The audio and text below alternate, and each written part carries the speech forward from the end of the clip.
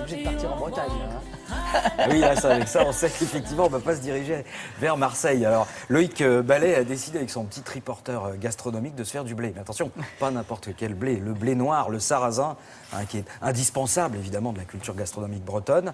Et vous l'avez fait avec un autre indispensable, un chef, hein, qui est très très connu. Incontournable là-bas, effectivement. Il s'agit d'Olivier Belin. Ah, alors là, il faut vous imaginer pourquoi je vous en parle maintenant du blé noir et pourquoi nous sommes allés voir Olivier Belin. C'est parce que quand vient l'automne, la Bretagne retrouve un vieil amour. 1000 ans, vous imaginez qu'ils se connaissent, le blé noir. Et donc, quand vous retrouvez votre vieil amour, qu'est-ce que vous faites? Vous rougissez. Et tous les paysages vont rougir en Bretagne. Parce que finalement, le pied de blé noir va faire à peu près 1 mètre 20, 1 mètre 30. Alors on y va pour voir où c'est. Et alors, Plomodierne, c'est au bout du Finistère, c'est dans le sud du Finistère, voilà. Ah, bah c'est chez moi, ça. Et alors là-bas, dans les paysages, tous les paysages sont rouges parce que cette plante va rougir en séchant sur son pied et puis ensuite on va la récolter. Alors à la base c'est plutôt une fleur blanche, mais ce n'est pas un graminé, le blé noir. On croit que c'est du blé, mais en fait pas du tout. Alors pourquoi ça s'appelle le blé?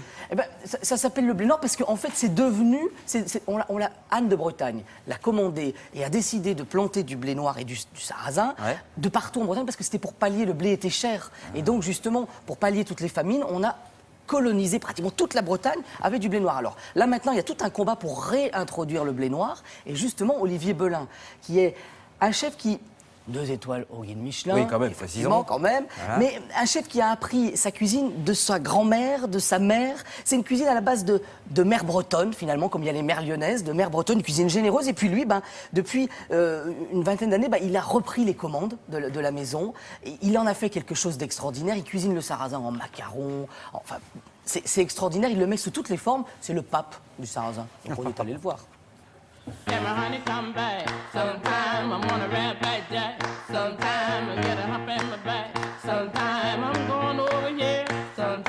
Et qui a dit que la Bretagne était un pays plat? Aujourd'hui, le triporteur tout en haut du Ménézum à plus de 300 mètres d'altitude et on va cuisiner avec Olivier Belin. On va parler de sarrasin. Ah bah oui, forcément, le sarrasin ne pousse pas ici, hein, vous n'êtes pas fous, non?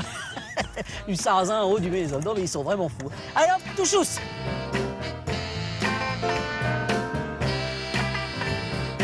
Alors Olivier Belin, juste pour vous donner un ordre d'idée, c'est un peu l'empereur du sarrasin, du blé noir. L'homard bleu, le vrai, on les épargne. On va les laisser. Et ce sont les graciers du triporteur. Voilà, c'est tout à fait. Parce que je vois le triporteur, ça veut dire que je vais devoir pédaler. Ah oui, enfin, on va voir si Olivier Belin a des mollets de cycliste. Bon, ça, Youn, c'est la fleur en fait de blé noir, de sarrasin. C'est la fleur et le grain qui est en train de se faire là. C'est ça qu'on trouve ici depuis 1000 ans. 1000 ans qu'elle est en Bretagne? 1000 ans qu'elle est en Bretagne.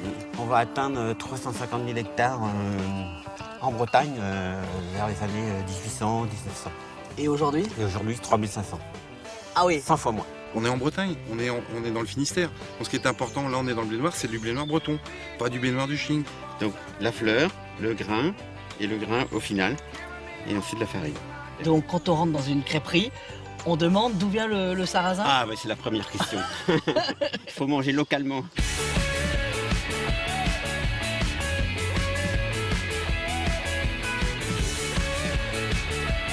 La chapelle Sainte-Marie du Ménézum. Sur la route du Ménézum. On a le phare noir. Oui. Donc le phare noir, c'est un produit que l'on trouve, ça va t'intéresser, dans le Nord Finistère, dans une recette qui s'appelle le kik à farce. Alors le kik à farce, c'est quoi? C'est un pot-au-feu de viande, pour simplifier. Revisiter. Et le phare, c'est ça en fait? Voilà, c'est ça. Donc c'est à base d'œufs, de farine de blé noir, un petit peu d'eau, sel, poivre. Qu'on met comme un sachet de thé finalement. Et on laisse à cuire. Le sachet de thé donne le goût, là, lui, il va prendre le goût. Et nous, on va travailler avec ça. Tout à fait. Un peu de beurre. Un peu de beurre. Parce qu'on est en Bretagne. Oui. De la moule, c'est la fin de la saison. Oui. Et effectivement, ce gros lait au blé noir, qui est une création de l'auberge, qu'on peut trouver dans tous les bons restaurants, surtout le mien, parce que c'est unique et c'est chez moi. Première chose, je vais te montrer une technique de cuisson de moule qui est totalement différente. Et là, 7 secondes. 7 secondes? Tu vas voir la quintessence du produit. Donc une technique, tous les coquillages, 7 secondes. Après, on va attaquer notre phare. Oui. Hop. Donc une belle noix de beurre. Ah oui. Et alors là? Tu sens cette odeur de crêpe? Ah bon, on a tout. On a presque... C'est la crêpe de grand-mère. Regarde, je prends les graines de sarrasin, je vais amener de la texture. Mais les graines comme ça, en fait? Comme ça, à côté, tu aurais fait un petit peu à l'auberge. D'accord, très bien. Ah, et ces recettes... C'est une recette simple, adaptée à tout le monde. C'est ce que tu m'as demandé. Pas du des étoiles Michelin, de la recette adaptée à tout le monde. Alors là, les dames, assises au pied de la croix. Je crois qu'il y a même la maman d'Olivier, là. On y va, on s'installe là et on termine le sujet comme ça. C'est bon ou pas? Je suis saine de corps et d'esprit, tu peux y aller. C'est vrai? C'est bon?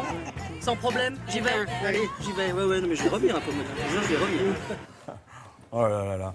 Bon, on salue tout le monde dans le Finistère. oui. On peut goûter quand même Ah bah cette oui, histoire oui. hein Alors là, je vous ai amené, attention, ce sont des petits biscuits. C'est pas Olivier qui fait ça, c'est justement la ferme où est justement Youn Le Gall, où on est allé chercher le sarrasin. C'est un biscuit au sarrasin. Et au beurre salé. Et au beurre salé, voilà, c'est extraordinaire. Là, c'est un voyage, je vous fais retourner en Bretagne. Non, mais vous c'est savez quoi, merveilleux. c'est les saveurs de mon enfance, c'est magnifique. Bon, voilà. Si vous Olivier cherchez Belin, la régie, on est au fond à Regarde, gauche ah, pour les j'arrive. gâteaux. Oui, on vous Bougez oublie pas, les gars. j'arrive. J'y vais en régie. Il y en a plein. Enfin, gardons un peu pour nous quand même. Oui, j'en l'amène. Allez. Magnifique. Merci Loïc. On va maintenant passer à l'environnement avec Isabelle Bouloc. Est-ce que vous vous êtes déjà demandé, vous prenez le métro, vous prenez le RER, mais les rames en fin de vie, que deviennent-elles? Eh bien, figurez-vous qu'avant, elles étaient stockées ou détruites.